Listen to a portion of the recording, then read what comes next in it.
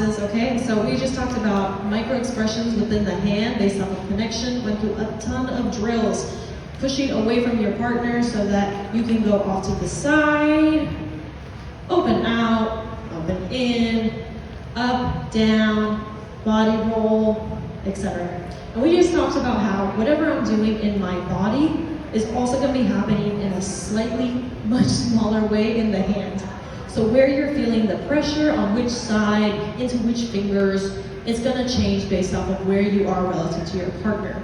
And that's something you can use to communicate to your partner whenever you're moving around and doing things. Because connection of shoulder to shoulder, then if I go down, the hand goes down a little bit, which then tells my partner where I'm at and if I'm ready for something.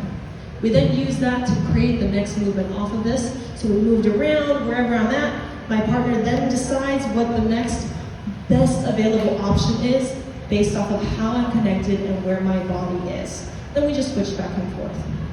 From there, we talked a little bit more about adaptability, using the connection in the hands so that we can understand where our partner is at all times. So if we do a drill of moving in 2-beat increments and I switch 1, 2, I create the connection as if this is where I was asked to be, and then my leader joins in and moves however they want. That means we can rotate back to front, we can go over, we can do multiple steps within those 2 counts, but we stay connected at each interval. And how we are connected, it makes more sense to do one move versus the other. So in the last class we had shifting side to side, we did grapevines, rond de jambes, body rolls, and shoulders.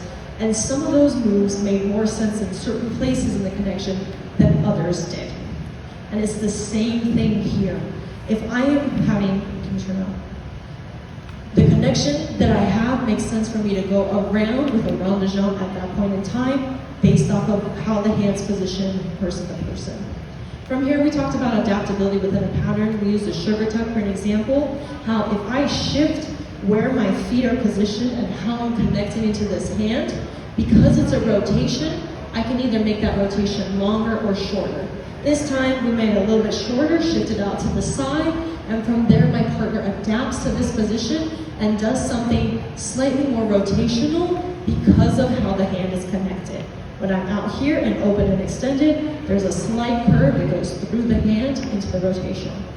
From here we also talked about how the sugar tuck might overextend into that and rotate back all the way, just adding more rotation because we had more of a prep, and how we can move out of that and into something together.